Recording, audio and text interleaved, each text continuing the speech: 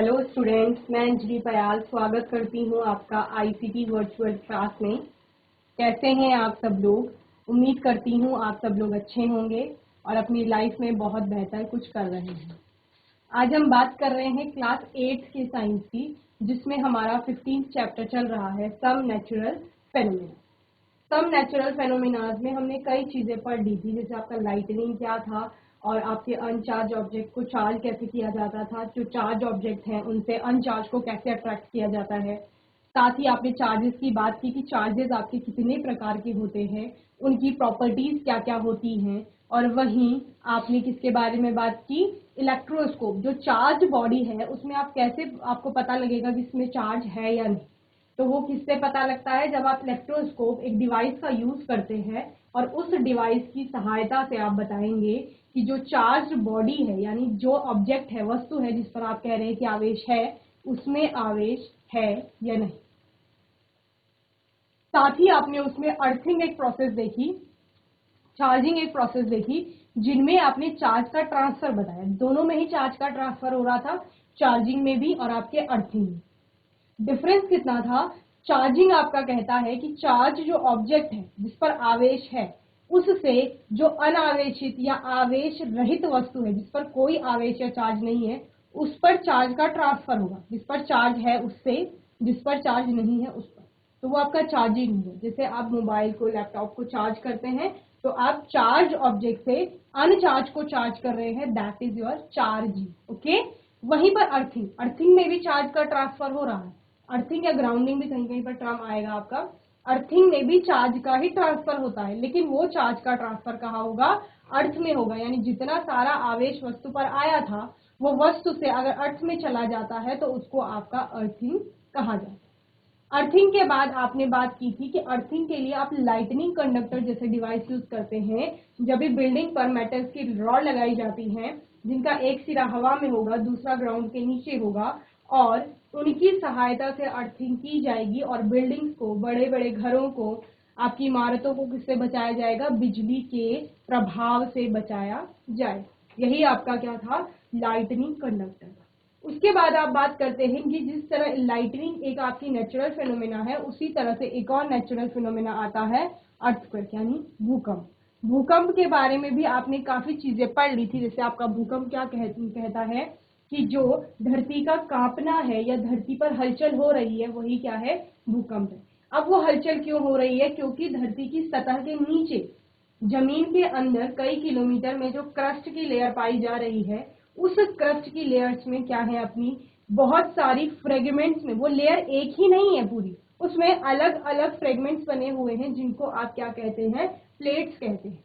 और उन प्लेट्स में लगातार मोशन हो रहा है, या वो लगातार मोशन में है, गति की अवस्था में हो, वो चल रही है, हिल रही है, डुल रही है। ठीक है। वहीं पर अगर दो प्लेटें मूव करते करते मोशन में जब होंगी, एक दूसरे के आसपास आएंगी, उनके बीच में टक्कर होगी या किसी प्रकार से वो मिलेंगी, ओवरलैप करेंगी, उस केस में क्या होगी? इंटेंसिटी बढ़ जाएगी उस मोशन की या मूवमेंट की, जो अर्थ के नीचे हो रहा था। चूंकि वहां मूवमेंट बहुत ज्यादा हो गया है या अचानक से प्लेट के बीच में टक्कर हुई, उससे अर्थ की सरफेस में भी क्या होगा? उसकी इंटेंसिटी बढ़ जाएगी। और जो मूवमेंट लगातार हो रहा है, हम कह रहे थे कि जो आपका क्या है? भूकंप है या अर्थक्वेक है, वो कंटिन्यूअसली आते रहते हैं धरती पर। अभी भी भूकंप चल रहा होगा, यानी अर्थ के नीचे अगर हम क्या करेंगे, देखेंगे, तो वहां प्लेट्स लगातार मूव हो रही है। तो ऊपर भी धरती कांप रही है, लेकिन उसकी इंटेंसिटी बहुत कम है, हमें फील नहीं होता या हम नोटिस नहीं कर पाते उसको। ठीक है। लेकिन जब भी वो प्लेट्स अचानक से टकराएंगी या एकदम से उनमें मूवमेंट होगा बहुत ज्यादा, तो उस टाइम पर क्या होता है? हमें, जहां हम अर्थ की सरफेस पे खड़े हैं, हमें वो मूवमेंट या वो हलचल, वो धरती का कांपना फील होता है। ठीक है। और उसी को हम उस टाइम पर क्या कहते हैं? कि अर्थक्वेक आ रहा है। और ऐसा मेजॉरिटी में नहीं होता है, ज्यादातर चांसेस ऐसे नहीं है, बहुत कम चांसेस ऐसे होते हैं जब आप उसको फील कर पाते हो, और तभी आप क्या कहते हो कि यहाँ पर भूकंप आया। तो वो भूकंप कब आया? जब आपकी प्लेट्स आपस में क्या हुई? टकराई। जो हम क्या कह रहे थे? मोशन में थी, वहां पर गति की अवस्था में थी या मूव कर रही। ओके। कहां पर? क्रस्ट में।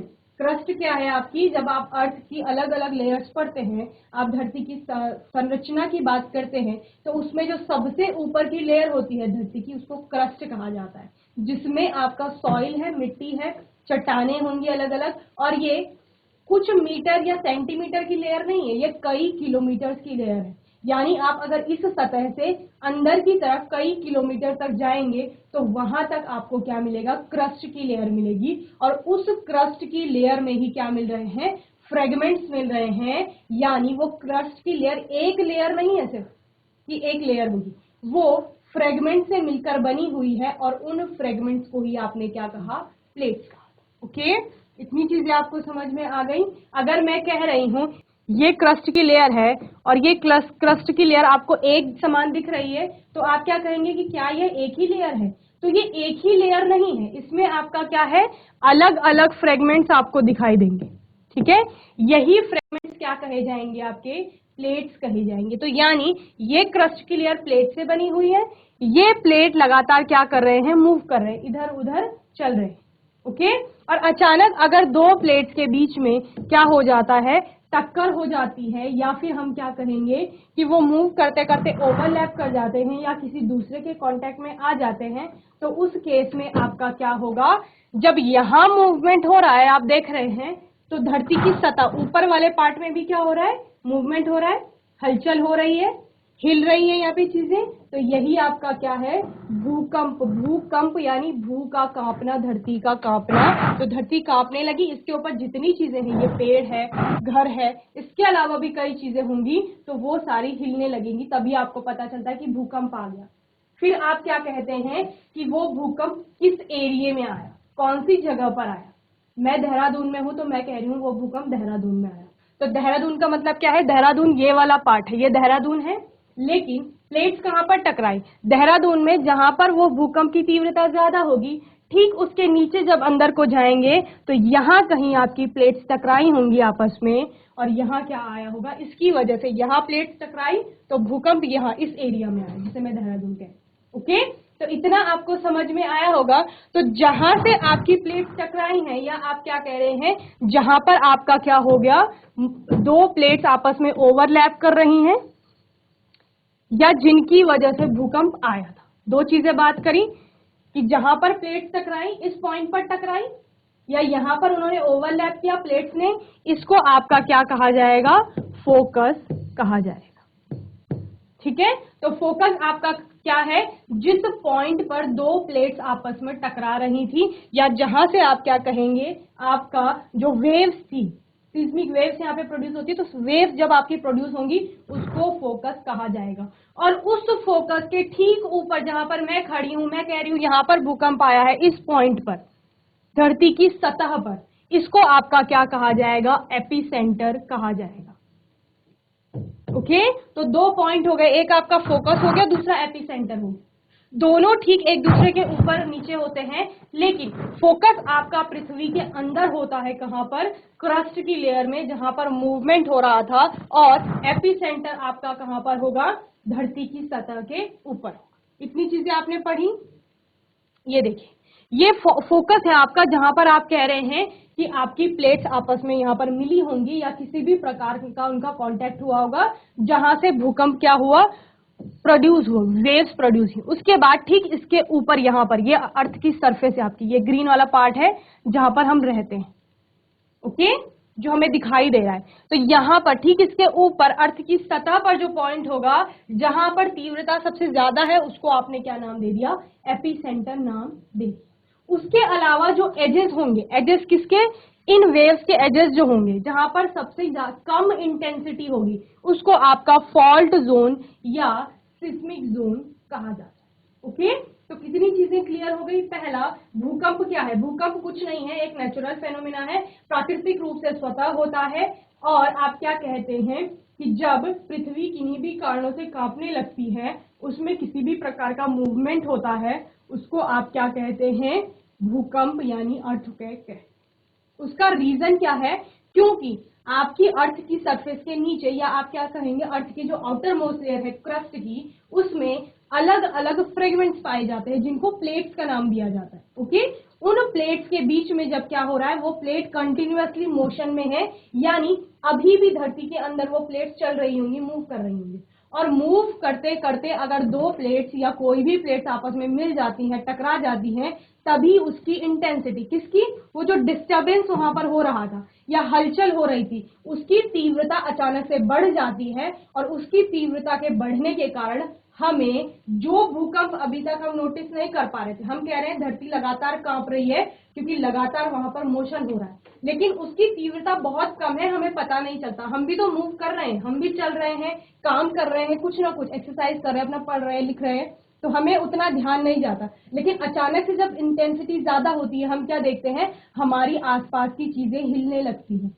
हमारा घर हिलने लगता है, हम चेयर पे बैठे हैं वो हिलने लगती है, सब चीजें क्या करने लगती है, मूव करने लगती हैं या मोशन में एकदम से आ जाती हैं, उनमें किसी न किसी प्रकार का डिस्टरबेंस आ जाता है। तब आप क्या कहते हैं कि आज भूकंप आया। ठीक है, तो वो जब भी वो हो रहा है, डिस्टरबेंस की तीव्रता एकदम बढ़ गई, प्लेट्स आपस में टकराई, तब आपने क्या कहा, भूकंप आया। ओके, भूकंप के बारे में और क्या पढ़ा कि वो इस तरह से क्रस्ट की लेयर्स में जो आपके फ्रेगमेंट्स हैं या प्लेट्स हैं, वो प्लेट जब टकरा रहे हैं, जहां से आपका भूकंप प्रोड्यूस हुआ अर्थ की सरफेस के अंदर, उसको आपने क्या नाम दे दिया, फोकस नाम दे दिया। और दूसरा, जब उस फोकस के ठीक ऊपर अर्थ की सरफेस पे जो पॉइंट होगा, उसको क्या कहा जाएगा, आपका एपिसेंटर कहा जाएगा। ओके, तो इतनी चीजें हमने अपने लास्ट सेशन में भी पढ़ ली थी। होपफुली ये आपको अच्छे से समझ में आई होंगी। वीक जोन्स की हमने बात की, तो वो वीक जोन्स आपके क्या कहे जा रहे थे, फॉल्ट्स कहे जा रहे थे, या जिन्हें आप क्या कह रहे थे, सीस्मिक जोन भी कह रहे थे। ओके, तो इतना आपको होपफुली समझ में आ गया होगा।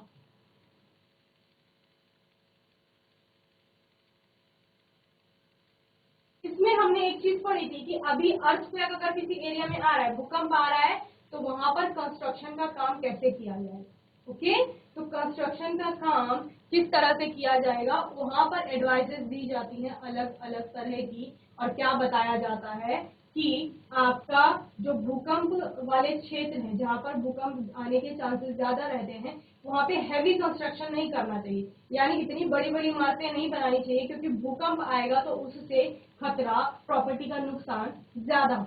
ओके, और लाइफ के डेंजर में जाने के चांसेस भी क्या होंगे, ज्यादा हो।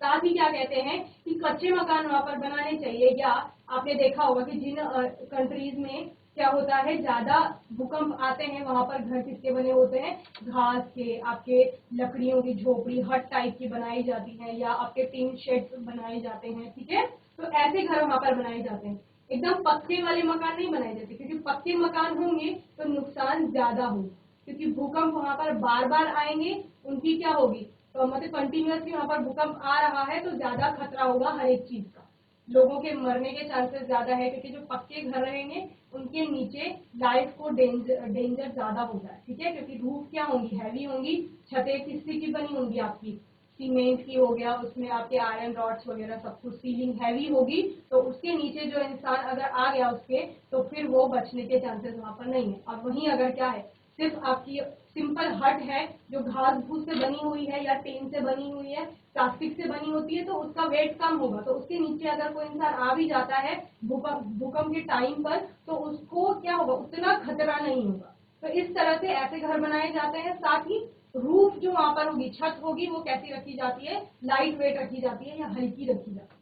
ओके, इतनी चीजें हमने किसमें पढ़ी थी कि जब आपका कंस्ट्रक्शन होगा, कैसे एरिया में, जहां पर आपका क्या हो रहा है कि भूकंप बार बार आ रहे हैं।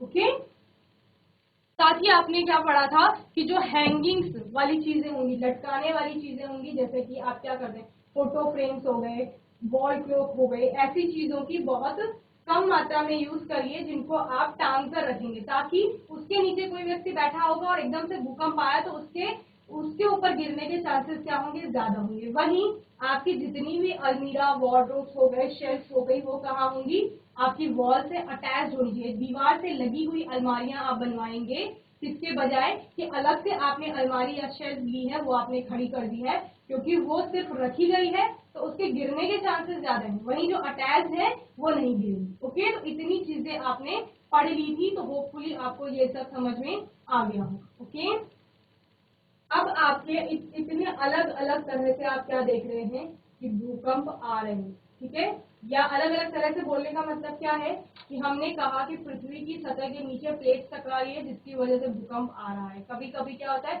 अचानक भी हलचल हो जाती है किसी एरिया, ठीक है। तो रीजन सबका वही रहता है। इस प्रकार से जब भूकंप आते हैं, चूंकि एक प्राकृतिक घटना वहां पर हो रही है जिसका अंदाजा लगा पाना मुश्किल होता है, आपको पता नहीं चलता कि कभी भूकंप आ जाएगा, ओके। तो ये एक ऐसी घटना है जिसके बारे में कोई पता नहीं कर सकता कि कभी भूकंप किस क्षेत्र में आ जाएगा। तो कितनी चीजें आपको समझ में आई थी भूकंप से, कि एक उसका एपिसेंटर होगा, ठीक है, और एपिसेंटर है तो वहां पर क्या है, फॉल्ट जोन भी बन रहे हैं और साथ ही फोकस भी बन रहा है। इससे आपको एक चीज समझ में आती है कि जहां पर आपका एपिसेंटर है, ये वाला पॉइंट, यहाँ पर भूकंप की तीव्रता क्या होगी, सबसे ज्यादा होगी, यानी सबसे ज्यादा इंटेंसिटी का भूकंप वहीं पर। धीरे धीरे इसकी इंटेंसिटी कम होती जाएगी और ऐसा होगा कि लास्ट वाला जो पार्ट रह जाएगा इनको फील भी नहीं होगा कि भूकंप आया है। तो इसीलिए जब आप न्यूज में देखते हैं या कभी भूकंप आता है तो बताया जाता है कि वो भूकंप का सेंटर पॉइंट था, यानी वहां पर तीव्रता सबसे ज्यादा हो। मैं कह रही हूँ कि देहरादून में भूकंप आया है तो वो सेंटर पॉइंट हो जाएगा, उसके लिए एपिसेंटर जिसे कहा जा रहा है। या क्या कहेंगे कि वहां पर तीव्रता ज्यादा है और देहरादून से दूर कोई इलाका होगा, हो सकता है उन्होंने फील भी नहीं किया कि भूकंप आया, तो वो एरिया कौन सा हो जाएगा, ये वाले पार्ट हो जाएंगे जहां पर वो वेव पहुंच ही नहीं पा रही है। कौन सी वेव, जो यहाँ से प्रोड्यूस हुई, ठीक है, भूकंप की लहरें निकलेंगी ना उस टाइम, तो लहरें निकलेंगी तो ये सारे पार्ट जो होंगे अर्थ के, उनमें मूवमेंट होगा, हलचल होगी, डिस्टरबेंस होगा किसी न किसी तरह का। और ये डिस्टरबेंस धीरे धीरे कम होता जाएगा, यहाँ से दूर जब आप चलेंगे तो धीरे धीरे कम होता जाएगा और ऐसे पॉइंट्स आएंगे जहां पर कि डिस्टरबेंस का पता भी नहीं चलेगा, किसी प्रकार का भूकंप वहां पर आया। ओके, तो इतनी चीजें हो गई। साथ ही जो भूकंप की तीव्रता होती है उसको मापने के लिए रिक्टर स्केल का यूज किया जाता है, यानी यूनिट है रिक्टर स्केल, जिसके पैमाने पर आप क्या बताएंगे कि इतने रिक्टर का, आपने सुना होगा इतने रिक्टर का क्या आया भूकंप, ठीक है। तो रिक्टर स्केल या रिक्टर यूनिट के आधार पर आप क्या बताते हैं कि इतनी तीव्रता का भूकंप आया, और जितनी ज्यादा तीव्रता का भूकंप आएगा अर्थ की सरफेस पर डिस्टर्बेंस उतना ज्यादा होगा, यानी रिक्टर पर वैल्यू ज्यादा होगी तो उतना ज्यादा धरती क्या करेगी, हिलेगी या मूव करेगी, ओके। और उसकी वजह से नुकसान भी उतने ज्यादा। नुकसान क्या क्या हो सकते हैं, बड़ी बड़ी इमारतों को सबसे ज्यादा खतरा होता है भूकंप से, क्योंकि उनके गिरने के चांसेस क्या होते हैं, ज्यादा। और चूंकि वहां पर बहुत बड़ी बड़ी इमारतें हैं, उनकी कई स्टोरी बनाई जाती है कि आपकी 20-20-30 स्टोरी के मकान बने हुए हैं, बिल्डिंग्स बनी हुई हैं, तो जब वो गिरेंगे तो नुकसान, प्रॉपर्टी का नुकसान कितना होगा और लाइफ का कितना ज्यादा क्या होगा, नुकसान होगा। कैसे होगा कि वहां पर इतने सारे फ्लोर हैं, उतने ज्यादा लोग वहां पर रह रहे होंगे, तो एक साथ इतने लोगों की लाइफ का खतरा बना रहे। साथ ही क्या होगा, प्रॉपर्टी का ज्यादा नुकसान होगा, कितना सारा पैसा उस प्रॉपर्टी को बनाने में लगा होगा वो सारा क्या हो जाएगा, खराब हो जाएगा, उसको लॉस हो जाएगा ना। फिर क्या होगा आपका, और कि डैम्स बने हुए होते हैं, बांध जो होती हैं, बहुउद्देशीय परियोजनाएं जिनको कहा जाता है, यानी उस डैम से आप पानी का भी यूज कर रहे हैं और उससे इलेक्ट्रिसिटी भी बन रही है, तो इस तरह से मल्टीपर्पज जो भी आपके क्या थे प्रोजेक्ट चल रहे होंगे कहीं पर, तो बांध क्या होता है, पानी को रोक कर बांध बना, बाउंड्री में उसको रोका जाता है, कहीं पर पानी को रोका जाता है, फिर उससे उत्पादन किया जाता है किसी भी चीज का। अचानक से आपका क्या हुआ, भूकंप आया, तो हो सकता है कि उस बांध की दीवारें टूट गई या फिर वहां पर एकदम से हलचल हुई और जितना बांध का पानी था वो बाहर आ गया। तो जब ये रोके हुए पानी को एकदम से क्या मिलेगा, रास्ता मिलेगा चलने के लिए, तो वो सारा एक साथ तेजी के साथ बाहर निकलेगा स्पीड में, और उसके आसपास के जितने भी कोस्टल एरियाज आप बोल सकते हो या फिर आसपास के जितने भी क्षेत्र होंगे उनमें क्या हो जाएगा, एकदम से बाढ़ होगी। तो इस वजह से भी क्या होगा, नुकसान होंगे। और क्या हो सकता है, लैंडस्लाइड्स हो सकती है, यानी पहाड़ के जितने भी आपके क्षेत्र हैं या फिर कोई भी ऐसा क्षेत्र है जहां पर क्या होगा, भूकंप आएगा तो वहां पर जो आपकी मिट्टी है, पहाड़ है, पर्वत है, उनके खिसकने के चांसेस रहते हैं, एकदम से धरती फट जाती है और बहुत ज्यादा नुकसान उसमें भी होता है, जिसकी वजह से आप देखते हैं कि पहाड़ों में कई बार रोड ब्लॉक्स हो जाती हैं, आपकी रोड टूट जाती है, रास्ते बंद हो जाते हैं, तो ये ज्यादातर कभी बरसात के टाइम में भी आप देखते हैं कि बरसात में सब देखने को मिलता है, लेकिन वहीं पर भूकंप आने की वजह से भी लैंडस्लाइड का खतरा भी बना है। ओके, इसी की वजह से क्या होता है, अभी नॉर्मल जब हम ये अर्थ वाले पार्ट में कह रहे हैं कि भूकंप आ रहा है तो वो नॉर्मल है, लेकिन अगर यहीं पर समुद्र है, समुद्र के नीचे भी क्या होगा, समुद्र में आपका पानी है, ये पानी है, लेकिन पानी के नीचे कहीं ना कहीं तो क्या होगा, अर्थ का पार्ट होगा, यानी आपका क्या होगा, इस तरह से जमीन होगी कहीं ना कहीं, तो जमीन के नीचे ये अब ये क्रस्ट का काम करेगी, इस क्रस्ट के नीचे भी क्या होंगी, फ्रेगमेंट्स होंगे, या आप क्या कहेंगे, प्लेट्स होंगी, उनमें मूवमेंट होगा प्लेट्स में, और उनकी वजह से जो पानी यहाँ है समुद्र में उसमें भी मूवमेंट होगा। समझ रहे हैं, मैं कह रही हूँ एक ग्लास में आपने पानी लिया हुआ है और वो पानी आपने किसी बुक के ऊपर रख दिया, यानी ग्लास को किसी बुक के ऊपर रख दिया, अभी आपने क्या किया, बुक को हिलाया, तो जो ग्लास है वो भी हिलेगा और उसके अंदर जो पानी है उसमें भी किसी न किसी प्रकार का डिस्टर्बेंस। तो ग्लास आपका समुद्र हो गया, ग्लास के अंदर का पानी समुद्र का पानी हो गया, और बुक आपकी क्या हो गई, क्रस्ट वाली लेयर हो गई। तो इस क्रस्ट वाली लेयर में क्या है, आपके फ्रेगमेंट्स हैं, जैसे मैं कह रही हूँ कि उस बुक के पेजेस हैं, तो जब आप बुक के पेजेस में मूवमेंट लाएंगे तो पूरी बुक में मूवमेंट होगा, हलचल होगी, डिस्टर्बेंस होगा। उसी टाइम पर क्या होगा, जो आपका समुद्र है उसमें भी हलचल होगी, यानी ग्लास भी हिलेगा, आपका मूव करेगा, और उस ग्लास के अंदर यानी समुद्र के अंदर जो पानी है उसमें भी डिस्टर्बेंस होगा। और डिस्टर्बेंस किस तरह से होगा कि अगर ग्लास में पानी है, आपने बुक को हिलाया, मूव किया, तो ग्लास से पानी भी आपका क्या होगा, हो सकता है बाहर को गिर। ठीक है, तो समुद्र के केस में, क्योंकि समुद्र में ढेर सारा पानी है, जहां पर भूकंप आएगा तो समुद्र का पानी क्या करेगा, इधर उधर जाएगा। इधर उधर जाने का मतलब क्या है, उसमें सुनामी आएगी। ओके, तो जब भी सुनामी आएगी तो सुनामी की वजह से आप देखते हैं कितना ज्यादा नुकसान होता है। जितने भी कोस्टल रीजन्स होते हैं, आपके समुद्र के किनारे वाले भाग होते हैं या एरियाज होते हैं, वो जलमग्न हो जाते हैं, पानी में डूब जाते हैं, वहां बाढ़ आ जाती है, और इस तरह से बहुत ज्यादा नुकसान देखने को मिलता है। ओके, तो जब भी आपका भूकंप आ रहा होगा तो उस टाइम पर जैसे लाइटनिंग से बचने के लिए कुछ चीजें करनी थी, कुछ चीजें नहीं करनी थी, वैसे ही भूकंप से बचने के लिए भी आप क्या क्या कर सकते हैं वो हम देखें। Okay, in the event that an earthquake does strike, take the following step to protect your। Okay, जब भी भूकंप आ रहा होगा, एकदम से भूकंप आएगा तो आपको कौन कौन से स्टेप लेने हैं या क्या क्या चीजें आपको करनी है। If you are at home, take shelter under a table and stay there till the shaking stop. Stay away from tall and heavy objects that may fall on you. If you are in bed, do not get up. Protect your head with a pillow. इतनी चीजें आपको करनी। तो सबसे पहले क्या करेंगे, अगर आप घर पर हैं, if you are at a home, take shelter under a table and stay there till the shaking stop. क्या करेंगे, टेबल है अगर वहां पर कोई तो उसके नीचे छिप जाएंगे और तब तक उस टेबल के नीचे रहेंगे जब तक कि जो शेकिंग है यानी अर्थक्वेक जब तक आ रहा है तब तक उसी टेबल के नीचे रहना, उससे बाहर नहीं आना, पहली चीज। दूसरा, stay away from tall and heavy objects that may fall on you. जैसे कि ऊपर फैन है या फिर आपके बगल में अलमीरा है, कोई भी चीज हो सकती है, तो उससे दूर रहना है। ऐसी चीजों से दूर रहना है कि जिन हो सकता है कि अगर भूकंप आए वो आपके ऊपर गिर सकती है, तो उन सब चीजों से आप दूर रहें।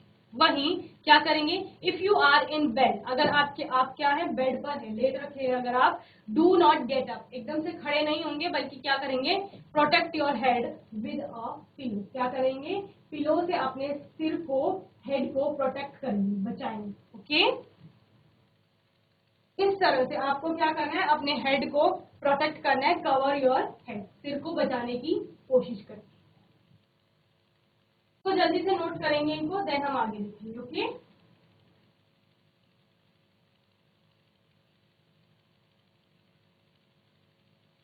चलिए, तो जब भी भूकंप आएगा इतनी चीजें आप कर लेंगे। क्या क्या कहा बताया गया है कि शेल्टर ढूंढना है आपको ऐसी चीज ढूंढनी है जिसके नीचे छिप सके। ठीक है, वो टेबल हो सकता है, कोई भी आपका बेड हो सकता है जिसके नीचे जगह होगी छुपने के लिए, तो ऐसी चीज के नीचे आप छुप जाएंगे। साथ ही क्या करेंगे, वहीं पर रहेंगे जब तक कि भूकंप या जो शेकिंग हो रहा है अर्थ का वो रुक न जाए। साथ ही क्या करेंगे, ऐसी चीजों से दूर रहेंगे जिनसे क्या होगा, आपको वो अगर आपके ऊपर गिर गई तो उससे नुकसान हो सकता है। ओके, उन चीजों से दूर रहेंगे। बेड पर है तो बेड पर ही रहे। फिर सिर्फ क्या करेंगे, अपने हेड को कवर कर लेंगे पिलो से या किसी भी ऐसी सॉफ्ट चीज से। Okay. Second, if you are outdoor, अगर घर से बाहर है तब आपको क्या करना। Okay, find a clear spot away from buildings, trees and overhead power line. Okay, क्या करना है, लाइटनिंग के केस में जिस ओपन फील्ड से आप भाग रहे थे, आपको अर्थक्वेक के टाइम पर उसी ओपन फील्ड को ढूंढना है, यानी जो खुले मैदान होंगे, आपके खाली खेत होंगे, उनकी तरफ को भागेंगे। जितना खाली एरिया होगा उसको ढूंढेंगे। ओके, क्या समझ में आया? ज्यादातर कोशिश करेंगे कि किसी खुली हुई जगह पर रहें, खुले मैदान हो गए, ठीक है, जहां पर किसी भी प्रकार का क्या नहीं है, कोई भी बिल्डिंग नहीं है आसपास या फिर आपके ट्रीज वगैरह नहीं है, तो उसके ऐसी जगह पर आप क्या करेंगे, स्टे करेंगे। कितने टाइम के लिए? जब तक आपका क्या चल रहा है, भूकंप चल रहा है। ओके, वहीं आपको building, trees, overhead power line, इन सबसे क्या रहना है, दूर रहना। जितनी भी आपकी इलेक्ट्रिसिटी की लाइन जाती हैं, जो विद्युत की, उनसे दूर रहना है। बड़े बड़े पेड़ है जो, उनसे आपको दूर रहना है। साथ ही बड़ी बड़ी बिल्डिंग्स है, उनसे दूर रहना है। ओवरऑल क्या समझ में आता है, किसी खुले एरिया में रहना। Drop to the ground if you are in a car और bus, do not come up. Okay, क्या करेंगे, अगर खुले एरिया में है तो बैठ जाएंगे जमीन पर, और अगर कहाँ है, आप किसी गाड़ी में है, बस में है, तो उससे बाहर नहीं आएंगे, उसी के अंदर बैठे रहेंगे। Ask the driver to drive slowly to a clear spot. Okay, गाड़ी में ही बैठे रहेंगे, खुद ड्राइव कर रहे हैं तो ऐसे स्पॉट पे जाइए जो क्लियर हो। क्लियर का मतलब वही जो खुले खेत आप बोल रहे हो, खुले मैदान में, ठीक है, वहां पर जाना है। और अगर ड्राइवर है गाड़ी में तो उसको बोलेंगे कि ऐसे धीरे धीरे ऐसी जगह पर चलिए जहां पर क्लियर स्पॉट हो। Do not come out till the tremors stop. कभी तक बाहर नहीं आना है, तब तक बाहर नहीं आना है जब तक कि जो शेकिंग है या मूवमेंट जो हो रहा है अर्थ का, वो रुक ना जाए। ओके, तो इतनी चीजें समझ में आ गई। इंडोर में आपने देख लिया था, घर के अंदर जब रहेंगे तो क्या क्या करना है। आउटडोर में आपको क्या करना है, खुली जगह ढूंढनी है जहां पर आपके पेड़ ना हो बड़े बड़े, आपकी बिल्डिंग्स ना हो बड़ी, या फिर क्या ना हो, जो आपकी पावर लाइंस होती हैं उनके कांटेक्ट में आप ना आए या उनके आसपास नहीं रहे। ओके, साथ ही आपको क्या करना है, अगर आप किसी व्हीकल में है तो उसी में रहेंगे और धीरे धीरे मूव करेंगे या धीरे धीरे अपनी गाड़ी को चलाएंगे और किसी क्लियर स्पॉट की तरफ, यानी ऐसी जगह पर जाने का प्रयास करेंगे जो खुला हो, जहां पर कोई बड़ी बिल्डिंग ना हो, ट्री ना हो, कोई ऐसे पावर सप्लाई लाइंस ना हो। ठीक है, ऐसी जगह पर आपको जाना है। साथ ही क्या करना है, उस गाड़ी से तब तक बाहर नहीं आना है जब तक कि ट्रैमर्स जो है, या आप क्या कह रहे हैं, जो शेकिंग हो रही है, जो आपका मूवमेंट हो रहा है अर्थ पर, वो रुक रहा है। ओके, तो इतनी चीजें आपको समझ में आ गई होंगी, तो जल्दी से नोट करेंगे फिर आगे देखेंगे। ओके,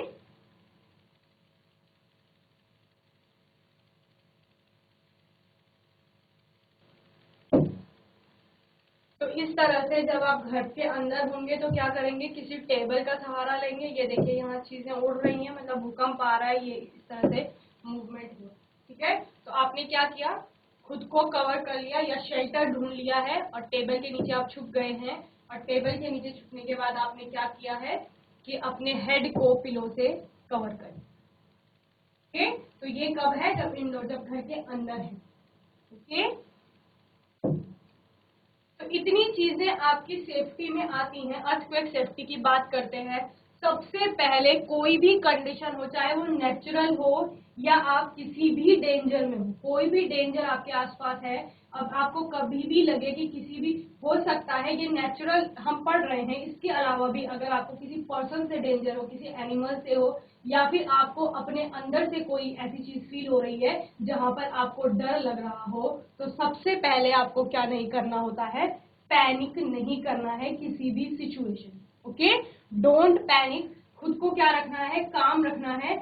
और काम यानी आराम से रहेंगे, शांति से क्या करेंगे, सोचेंगे कि इस सिचुएशन में आप क्या कर सकते हैं, तो डरेंगे नहीं और पैनिक नहीं करेंगे। तो जब अर्थक्वेक आएगा तो तभी आपको पैनिक नहीं करना है। ओके, ड्रॉप, सबसे पहले नीचे झुकेंगे, किसके, जो आपका ये, जैसे आपको कोई टेबल दिख रही है, जब आप घर के अंदर है तो उसके नीचे क्या करेंगे, बैठ जाएंगे। टेक कवर, पूरी तरह से अपनी बॉडी को कवर कर लेंगे कि आप पूरी तरीके से आपने उसको शेल्टर की तरह यूज किया है, आप उसके नीचे पूरी तरीके से फिट हो गए। ओके, फिर क्या करेंगे, उस टेबल को होल्ड ऑन, मजबूती से उसको पकड़ लें। ओके, ताकि वो टेबल मूव करके इधर उधर ना चली जाए या फिर आपको क्या ना मिल पाए, प्रॉपर शेल्टर ना मिल पाए। ओके, तो इतनी चीजें समझ में आ गई हैं। पैनिक नहीं करना है, कवर ढूंढना है, शेल्टर ढूंढना है और उसको टाइटली क्या कर लेंगे, पकड़ लेंगे। ओके, डोंट टेक एलिवेटर, जितनी भी आपकी एलिवेटर्स होती हैं या लिफ्ट होती है जब आप बड़ी बिल्डिंग्स में हैं, तो इनको यूज नहीं करना। ओके, प्रोटेक्ट योर हेड, अगर आप ऐसे आपको ये शेल्टर नहीं मिल रहा है तो क्या करेंगे, अपने हेड को प्रोटेक्ट करेंगे, अपने सिर को क्या करेंगे, सुरक्षित रखने की कोशिश करेंगे। तो आप कोई पिलो ले सकते हैं या कोई भी ऐसी सॉफ्ट चीज ले सकते हैं जिससे आप स्वयं को क्या कर पाए, कवर कर पाए। Okay, stay away from windows and anything then that can fall, ऐसी हर एक चीज से दूर रहेंगे जिससे क्या होगा कि जो आपके ऊपर गिर सकती है, उन चीजों से आपको खतरा होगा, तो उन सारी चीजों से आप दूर रहेंगे। जैसे यहाँ पे विंडो लिखा है, जो खिड़की है वो हो गई, अलमीरा हो सकती है आपकी, शेल्फ्स हो सकते हैं कोई, या वॉल हैंगिंग्स हो सकती हैं जिनका वेट ज्यादा होगा, तो उन सब चीजों से क्या करेंगे, दूर रहेंगे। Turn off gas and electricity, आपके घर में इलेक्ट्रिक अप्लायंसेस होंगे, कुछ भी विद्युत के उपकरण हो सकते हैं, गैस हो आपकी हो सकती है, ऑन हो सकती है कि आप खाना बना रहे हो, कुछ कर रहे हो, तो उन सब चीजों को क्या करके रखेंगे, ऑफ करके रखेंगे। ओके, जब भी क्या हो रहा, अर्थक्वेक आ रहा है। एक पॉइंट रह गया था कि अर्थक्वेक को आप रिक्टर स्केल में क्या कर रहे थे, मेजर कर रहे थे, लेकिन उस डिवाइस का नाम क्या होता है, आपका सीज्मोग्राफ होता है, जिससे क्या किया जाता है, उसकी इंटेंसिटी जो होती है अर्थक्वेक की, उसको मेजर किया जाता है या मापा जाता है। ओके, तो इतनी चीजें पढ़ ली हैं। सीस्मिक वेव्स के बारे में पढ़ा कि जब भी अर्थक्वेक आएंगे तो सीस्मिक वेव्स वहां पर प्रोड्यूस होती है। होपफुली अर्थक्वेक अभी आपको अच्छे से समझ में आया होगा कि होता क्या है, प्रोड्यूस कैसे हो रहा है, और जब भी आएगा तो आपको क्या क्या सेफ्टी यूज करनी है या क्या क्या चीजें आपको उस टाइम पर करनी है और क्या चीजें नहीं करनी है अपने को बचाने। ओके, मैं उम्मीद करती हूँ ये सेशन आपको अच्छे से समझ में आया होगा। किसी भी बच्चे का कोई डाउट होगा इस चैप्टर से रिलेटेड, इस टॉपिक से रिलेटेड, वो आप लोग नेक्स्ट सेशन में पूछ लेंगे। और तब तक के लिए ICT वर्चुअल क्लास से जुड़ने के लिए